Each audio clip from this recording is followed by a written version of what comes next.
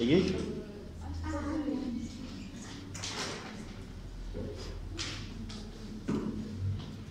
Loi de Newton, 3.1, première loi ou principe d'inertie.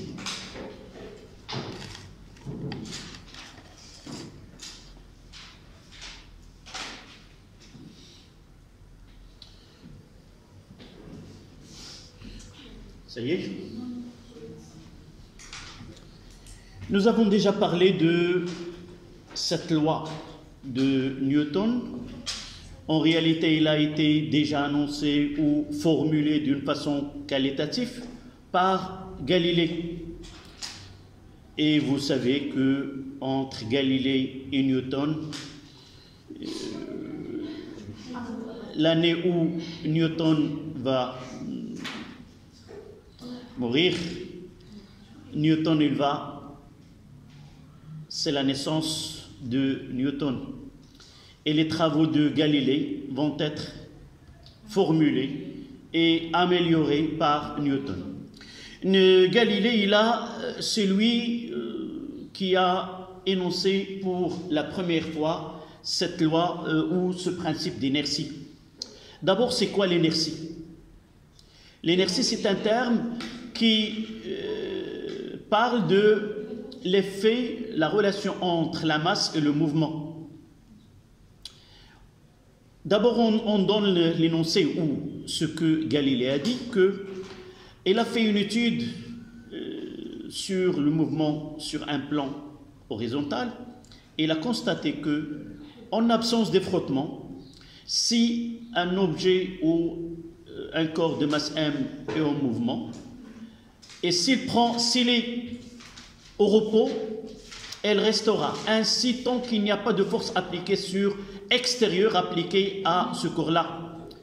Et dans ce cas-là, le corps il est incapable de prendre un mouvement uniquement parce qu'il a une masse, et si il entre en mouvement, il est incapable de s'arrêter uniquement par l'effet de sa masse. Donc la masse c'est quoi? C'est une grandeur qui donne la résistance du corps à mouvoir. Vous voyez, si nous prenons un corps de masse qui est très grand, nous trouvons des difficultés à le pousser, à le faire, à le mettre en mouvement. Donc l'inertie, cette résistance au mouvement qu'un corps présente vis-à-vis, si vous voulez, à cette force-là. Donc, nous disons, le premier principe c'est quoi? Si un corps de masse m est soumis à des forces extérieures, alors si la somme vectorielle de ces vecteurs force est nulle, le corps ou généralement le centre de gravité de ce corps-là, soit qu'il est au repos et il restera ainsi, et le corps il est incapable d'entrer en mouvement uniquement par sa masse.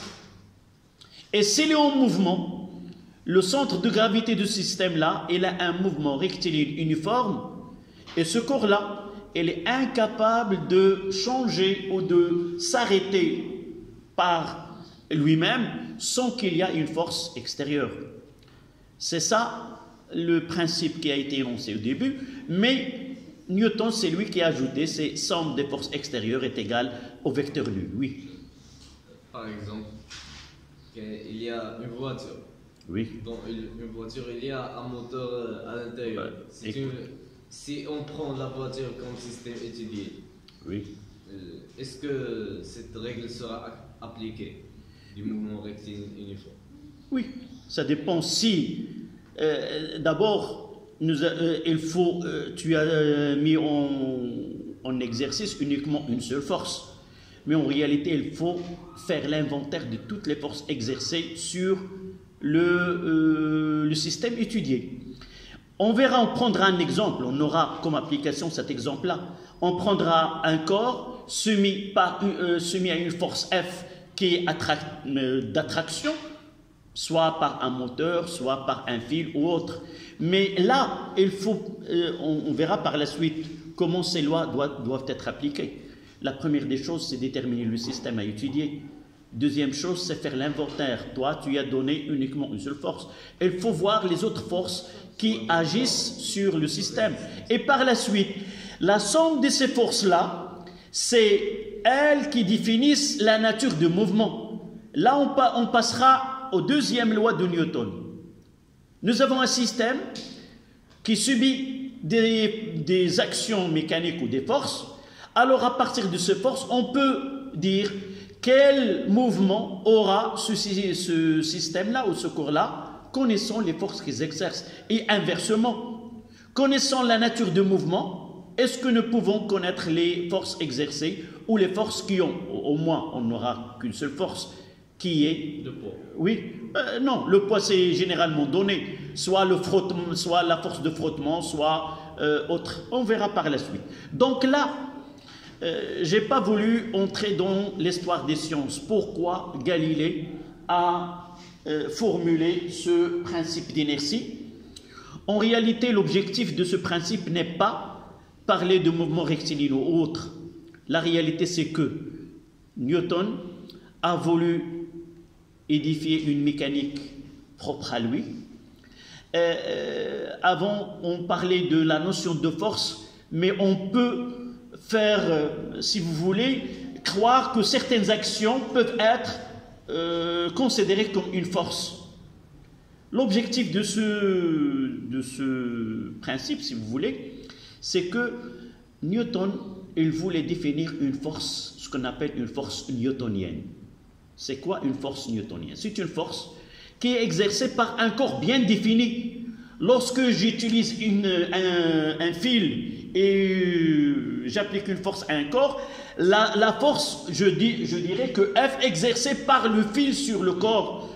Lorsque je mettrai un corps sur un plan là, je dirais qu'il y a une force exercée par le plan sur le corps étudié.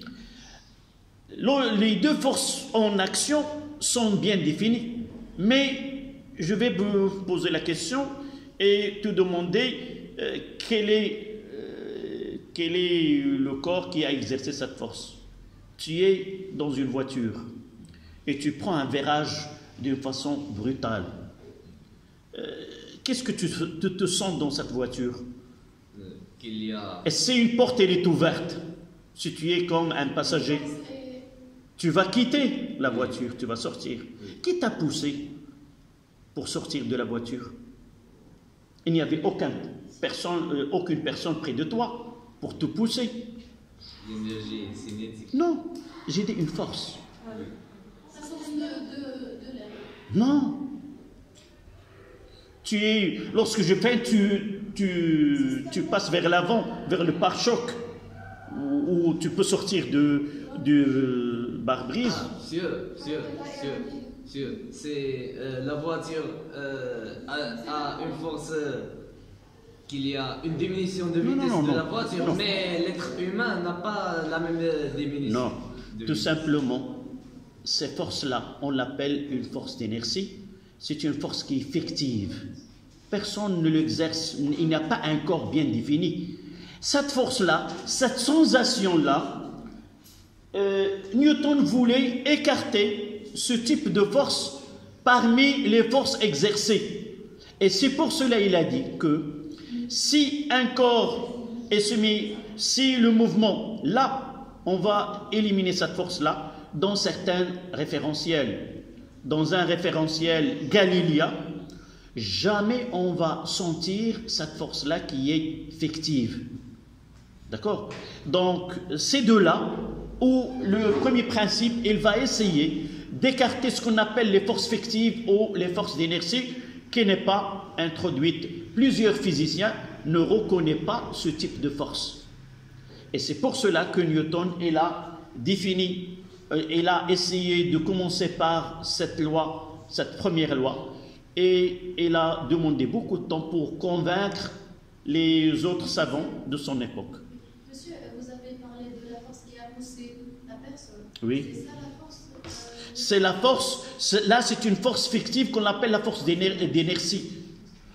Le seul qui sentira, celui qui est dans la voiture. Mais moi à l'extérieur de dans la phase de freinage, je ne vois aucune personne qui exerce cette force sur ce corps-là.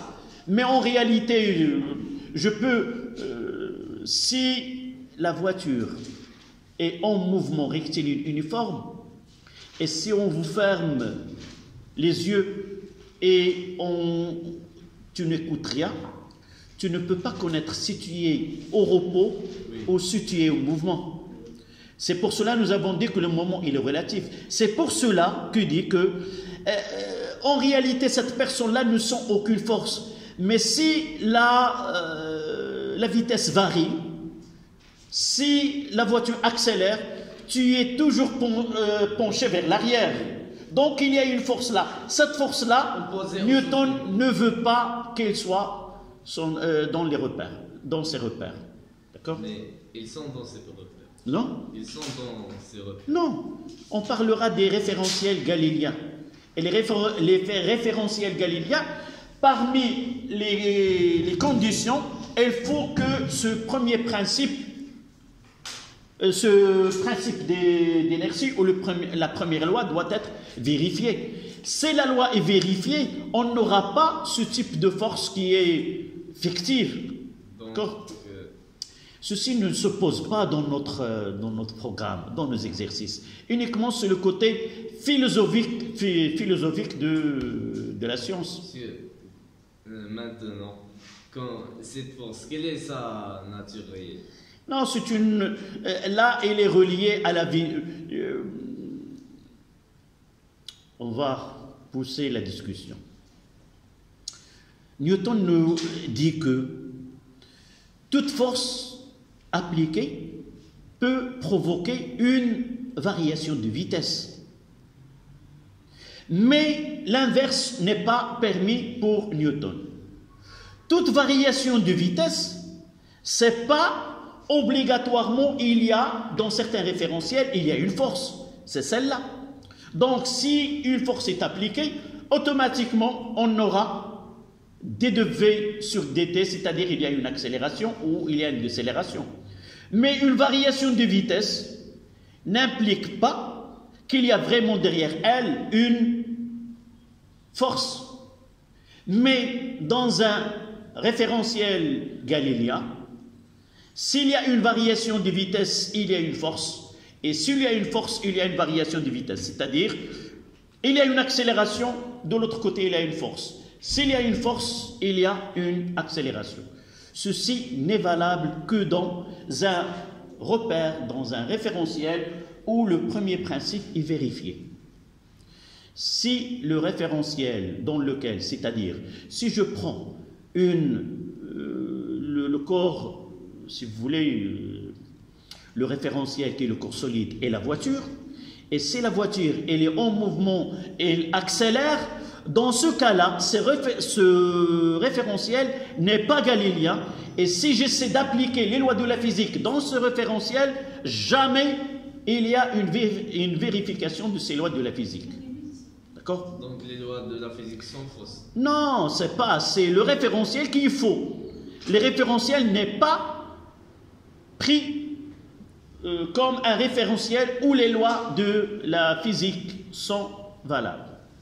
Les lois de la physique, qui lient la réalité avec le côté théorique, n'est valable que dans certains référentiels. Ces référentiels qui sont sûrs pour appliquer les lois de la physique, la première des choses, il faut considérer que ce repère doit être galiléen. Et quels sont ces repères qui sont galiléens? Ce sont des repères, nous l'avons déjà dit, terrestres, géocentriques, héliocentriques, et il faut faire attention à la durée d'étude dans ces référentiels pour que les lois soient applicables. Pour nous, on va essayer de donner le principe d'inertie. C'est si un corps est soumis à des forces extérieures, leur somme est égale au vecteur nul, on est sûr que le centre de gravité de ce corps, soit il est immobile et il restera ainsi, soit il est en mouvement, et s'il est en mouvement, on est sûr que le mouvement est rectiligne uniforme. Point à la ligne, c'est ça. ce que tu dois connaître de ce corps-là. Mais Newton, pourquoi il a donné cette loi, ça c'est autre chose. Maintenant, c'est trivial. Dans son époque, c'est pas facile de parler d'un côté philosophique que nous ne le traitons pas ici. Donc, vous notez, à la ligne, dans un référentiel galiléen, tu vois, dans un référentiel galiléen, tout système reste immobile. Tout système reste immobile ou conserve un mouvement rectiligne uniforme ou conserve un mouvement rectiligne uniforme aussi longtemps que la somme vectorielle des forces extérieures, aussi longtemps que la somme vectorielle des forces extérieures est nulle. Et on écrira à la ligne que sigma des forces extérieures est égal au vecteur nul. Ça correspond à V de G est égal à une constante. Est égal à une constante. Et nous avons deux cas. Soit que V de G est égal au vecteur nul, le corps G est au repos et restera ainsi, oui. Par exemple, il y a les forces, la somme des forces extérieures sont égales à 0, oui. Mais il y a des forces intérieures. Qu'est-ce qu'on a? Oui, les forces intérieures, on verra par la suite elles peuvent être et s'annulent mutuellement. Je donnerai un exemple tout à l'heure où tu verras que on peut faire la somme de toutes les forces appliquées, mais dans toutes ces forces, on va constater que les forces intérieures, elles vont s'annuler mutuellement, et par la suite, il ne reste que les forces extérieures. Tout simplement, voilà un exemple que nous avons déjà traité.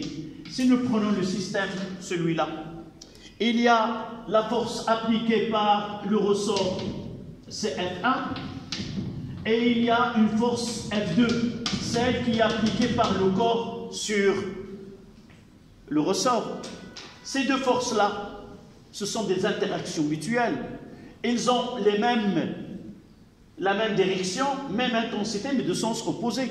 Lorsque je fais l'inventaire, là c'est le poids par exemple. Et là, il y a une autre. Si je fais l'inventaire des forces, j'aurai par exemple P plus F1 plus F2 est égal. Là, ces deux sont nuls. Il ne reste que la force extérieure.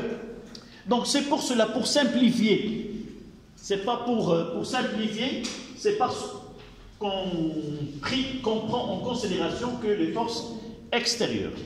Donc, reste au repos et restera ainsi tant qu'il n'y a pas une force qui le fait sortir de son repos. Et elle restera ainsi tant qu'il n'y a pas une force extérieure qui va le mettre en mouvement. Deuxième point, c'est V de G différent des autres. Évidemment, il est constante. Donc G est en mouvement.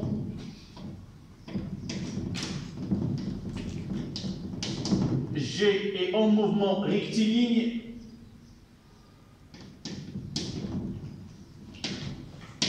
En mouvement rectiligne uniforme.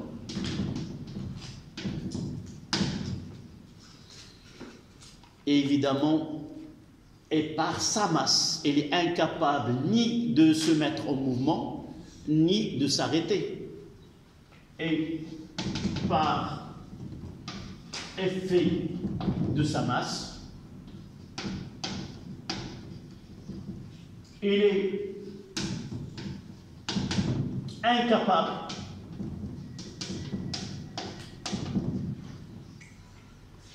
de s'arrêter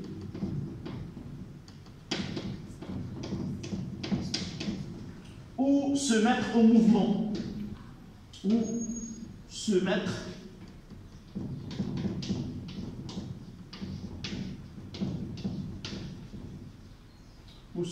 en mouvement. Et c'est pour cela qu'en arabe, on parlera de Mabda al-Qusur. Le Qusur, sa signification, c'est-à-dire Qasser, il est incapable, il ne peut pas réaliser certaines choses. Donc, par l'unique masse, on n'aura plus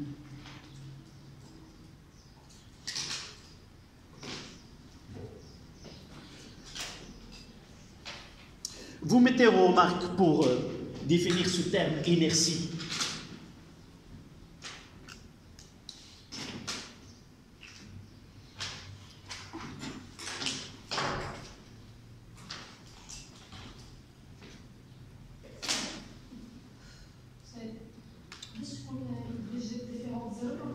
Non, il y a deux cas. En réalité, il est une constante. Deux cas pour la constante, soit qu'il est nul, soit qu'il est différent de zéro. Ça veut dire qu'il a une valeur bien donnée. C'est ça ce qu'on veut dire à partir de là.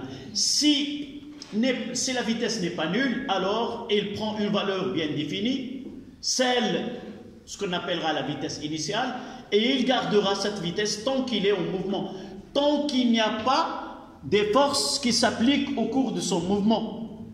Par lui-même seul, il est incapable de s'arrêter. Donc, vous mettez remarque. L'inertie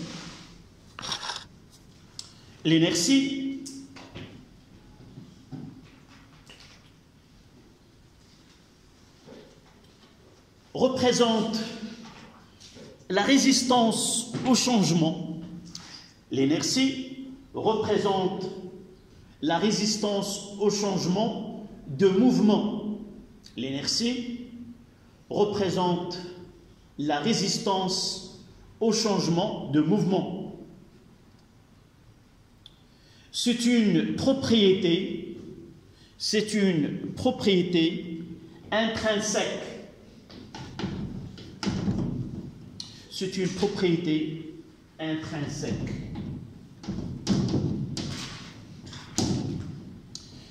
C'est une propriété intrinsèque de la matière. هي خاصية ذاتية ديال المادة. المادة من حيث التركيب ديالها عندها هذه الخاصية هذه، ذاك المقاومة على التغيير.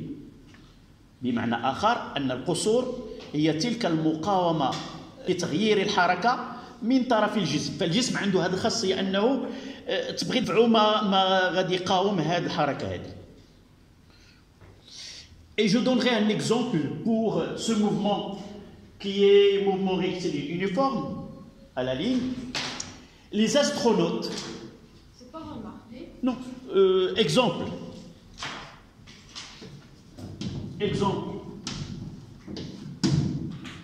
de ce premier principe. Les astronautes d'Apollo,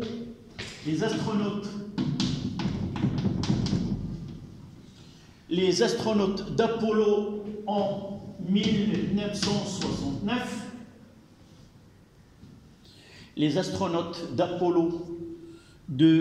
en 1969 ont arrêté leur moteur,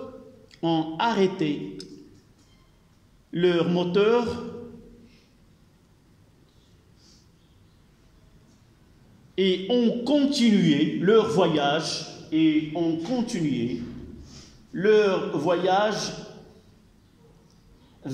la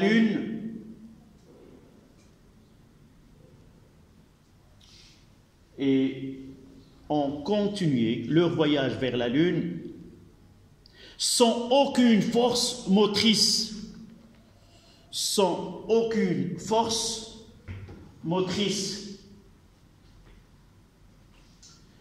La force dont tu as parlé tout à l'heure, Donc il n'y a pas de moteur. Donc sigma des forces extérieures est égal à 0. Et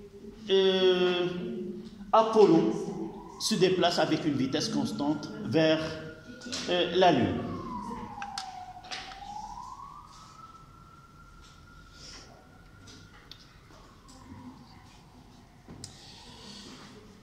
D'accord?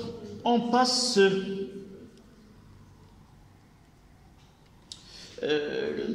ici, j'ai dit tout à l'heure que ce premier principe, ou le principe d'inertie, on le prend comme un moyen de faire montrer si un référentiel est galiléen ou n'est pas galiléen. Tout référentiel dans lequel cette loi elle est vérifiée est appelé un référentiel galiléen. Donc on passe à 3.2. Deuxième principe.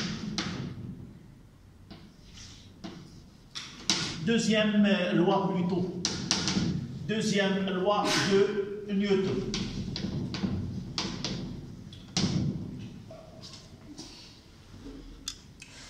Ou on l'appellera,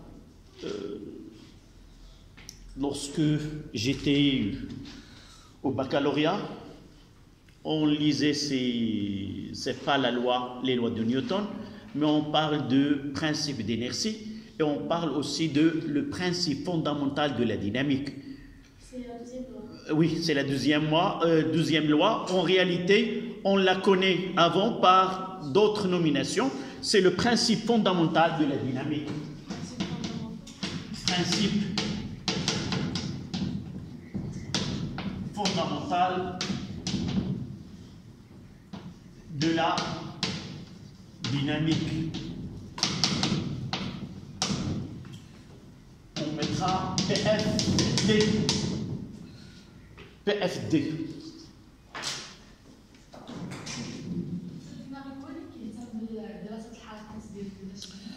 Comment?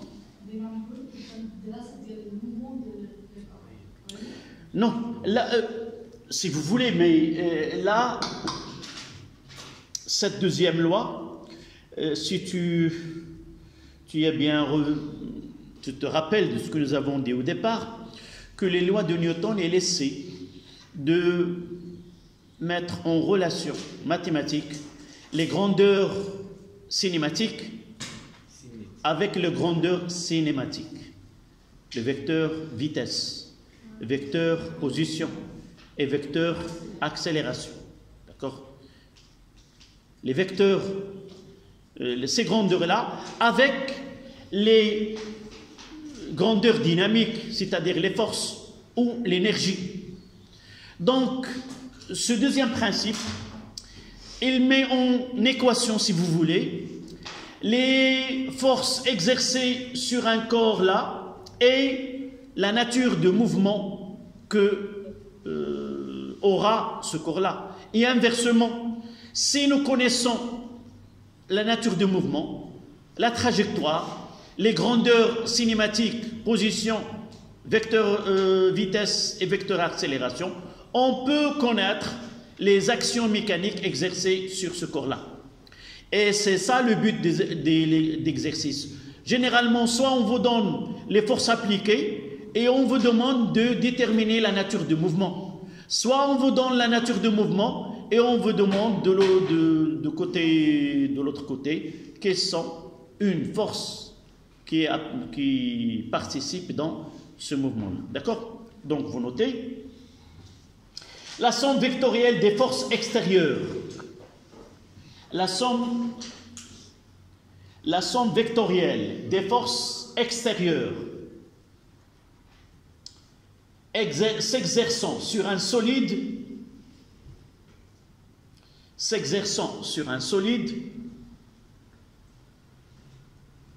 est égale à chaque instant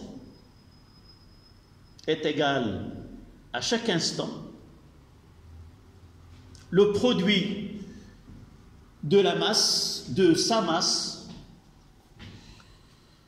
et le vecteur accélération de son centre de gravité. C'est-à-dire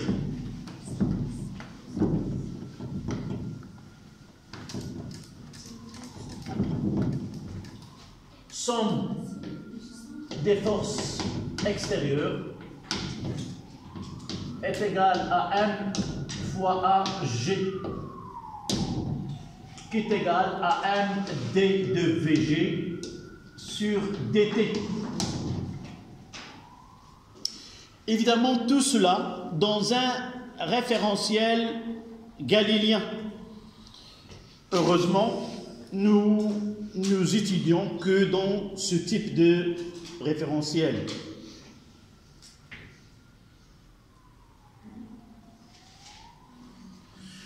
Là, c'est la masse en kilogrammes, l'accélération en mètres secondes moins 2, et les forces sont en newtons. N'oubliez pas que de là, on peut tirer que 1 newton est égal à quoi? 1 newton est égal à quoi? C'est la force exercée par, si vous voulez, c'est l'équivalent de 1 kg fois le mètre sur moins 2. C'est-à-dire, si nous voulons mettre l'équation dimension 2, le newton, c'est quoi? C'est la masse. C'est une masse fois une longueur fois t moins 2. Voilà l'équation dimension d'un newton. Ceci nous ouvre une petite parenthèse et de parler le système d'unités. Les unités que nous utilisons, il y a deux types d'unités. Ce qu'on appelle les unités fondamentales, il y en a 7, et les unités dérivées. Vous avez ici un exemple d'une unité qui est dérivée. Le newton, en réalité, c'est une masse fois la longueur divisée par le carré, le temps au carré. Monsieur, donc 2 newtons par kilogramme est égal. Voilà, c'est pour cela, on verra par la suite que G est égal, on va la donner, c'est 10 newtons kilogramme moins 1. On va le voir dans une leçon prochaine, qui est égal, c'est quoi 10 sur G? C'est le kilogramme fois le mètre fois seconde moins 2 fois le kilogramme moins 2. Et nous voyons que l'unité de G peut être exprimée 10 mètres seconde moins 2. Donc, G égale à A. G, non. Et là, la dimension d'une accélération. Dans la leçon prochaine, on parlera de G, non pas l'intensité de l'apesanteur, mais on l'appellera l'accélération de l'apesanteur. Puisque son unité, c'est le mètre seconde moins 2, donc G, c'est une accélération. Et là, la dimension d'une accélération, mais accélération de l'apesanteur. D'accord? Ça, c'est une petite remarque. Donc, on va passer à un exemple, des exercices d'application. D'accord? Donc, 3.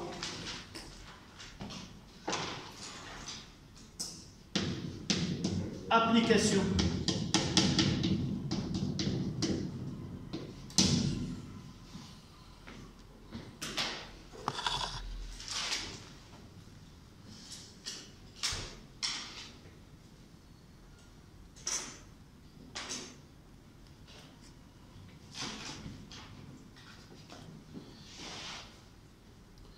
Ça y est, je peux effacer le tableau.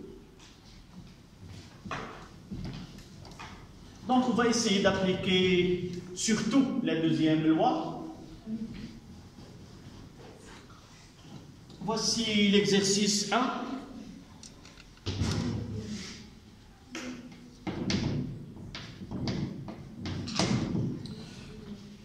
Donc, je ferai le schéma. Nous avons un corps solide S.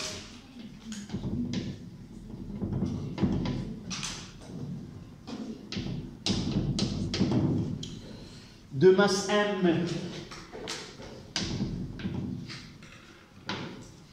est égal à 1 kg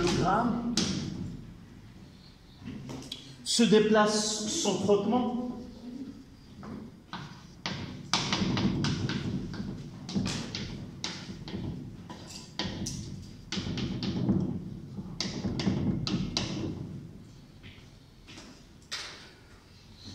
et une étude expérimentale nous a permis de tracer une étude expérimentale de mouvement de son centre d'inertie G a permis d'obtenir le diagramme de vitesse. Là, c'est V de G et là, c'est T. Et je donne 2 points caractéristiques de ce schéma-là. Là, c'est 1 en mètres seconde moins 1. 1, 2, 3, 4, 5. Même ici, on peut prendre 1, 2, 3, 4.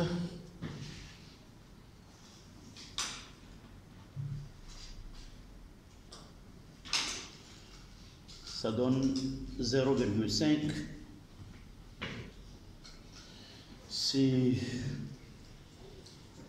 C'est pour 7, c'est 0,6. C'est pour 5, c'est... Donc, pour 1, 2, 3, 4, c'est 0,5. Et là, en secondes. Je fais là. Là, 4 là. Je vais faire le schéma tel qu'il a été ici.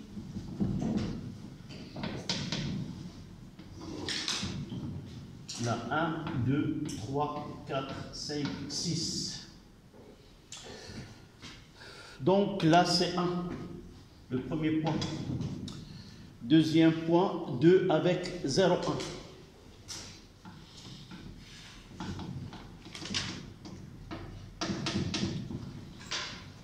Et 3.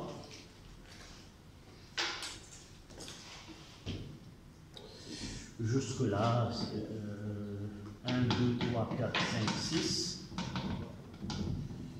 6, c'est 0,5.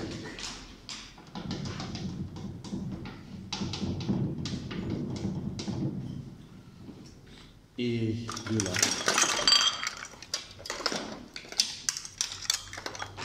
Tracer cette courbe.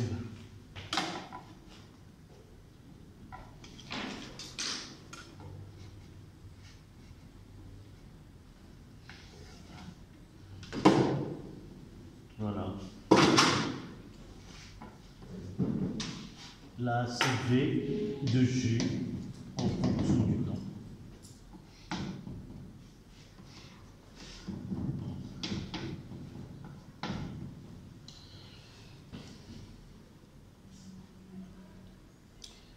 Première question.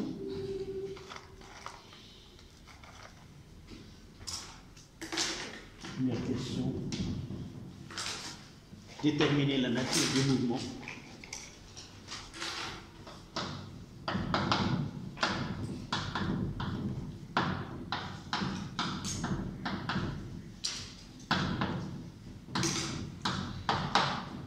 Mouvement de G. Justifier, évidemment, toujours il faut justifier. Deuxièmement, trouver l'équation horaire.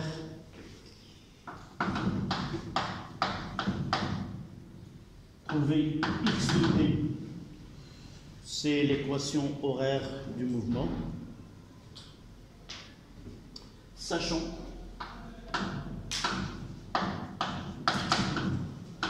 que t est égal à 0, x est égal à 1,5 mètres. Deuxième partie.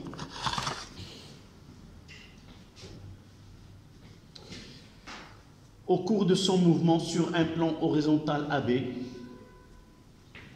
Deuxième partie, là, c'est, on mettra un 1, un 2. Et là, on mettra la deuxième partie. Voici le schéma. Là, c'est A. Là, c'est B. Là, c'est l'angle alpha.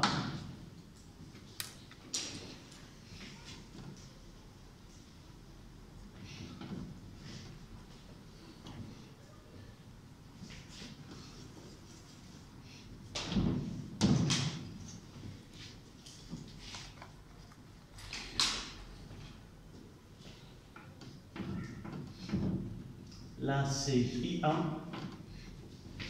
Et là, c'est I2.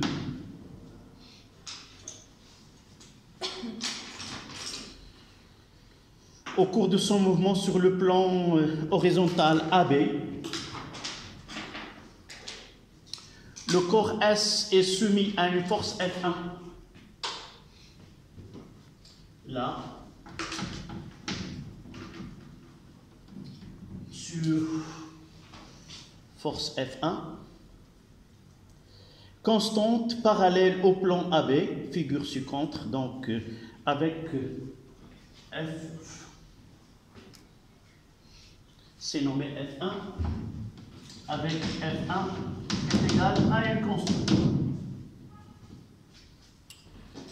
Première question de 1.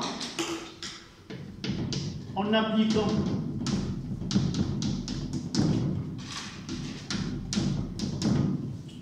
la deuxième loi de Newton, en appliquant la deuxième loi de Newton, déterminer l'expression puis la valeur. Déterminer l'expression de F1 et sa valeur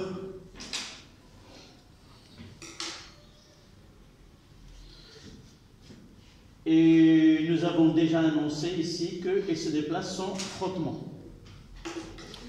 Troisième de 2, c'était de 1. C'est en appliquant le deuxième loi. Deuxième question, au point B, au point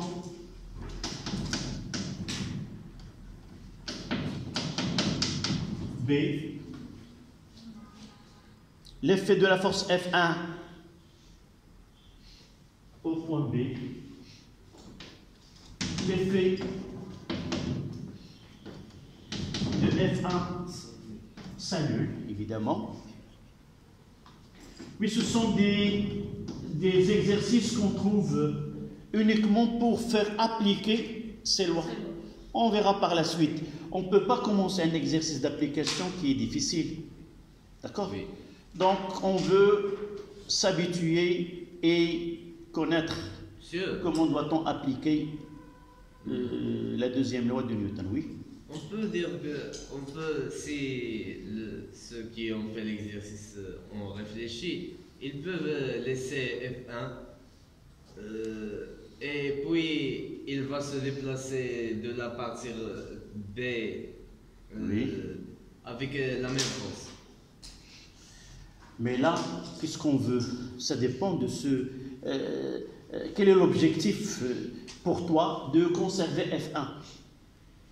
Parce que quand il y a une voiture, elle est ici, oui. Oui. Avec la même force, si il avait un mouvement rectiligne. Donc, pour toi, cette voiture-là, elle va continuer la route. Mais là, nous n'avons pas une voiture, nous avons... en réalité, c'est comme une masse. Peut-être dans des jouets, on peut lancer oui. un obus et voir combien cet obus elle a parcouru de distance. Mais lancer, c'est donner une vitesse initiale. Non, là, l'objectif de celui-ci qui a donné cet exercice, tu peux faire un autre exercice, mais celui-ci, c'est pourquoi?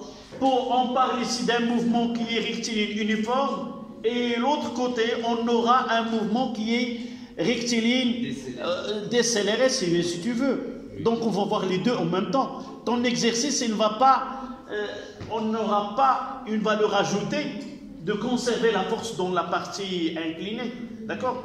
Mais dans ce cas-là, le plus simple, c'est aussi, on ne traite pas le frottement, on aura dans un autre exercice lorsqu'il y a une force de frottement. D'accord? Donc, F s'annule et S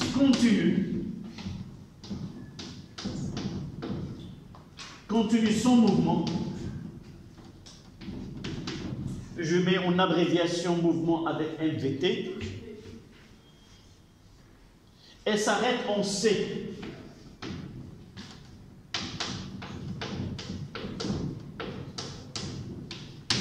La question c'est quoi?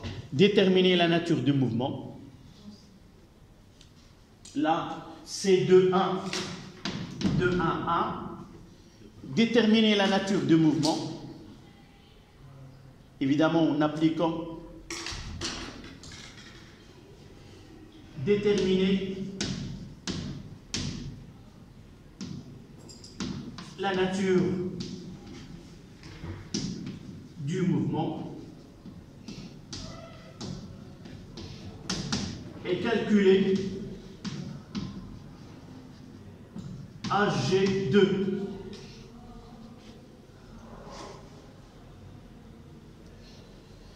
En appliquant deuxième loi, évidemment, déterminer la nature du mouvement sur le plan BC, sur le plan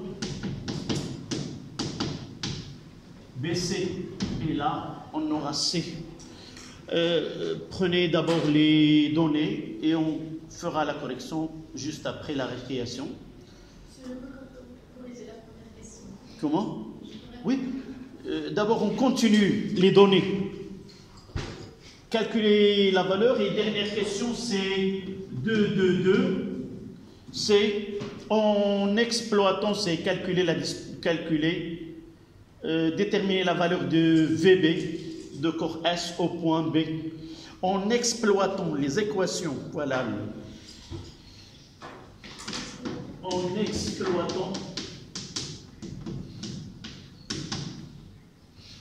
exploitant V de T et l'équation horaire du mouvement, c'est X de T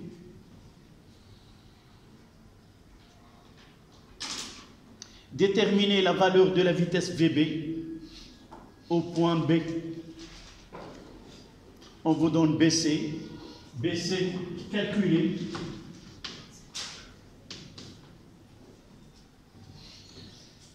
Calculer VB.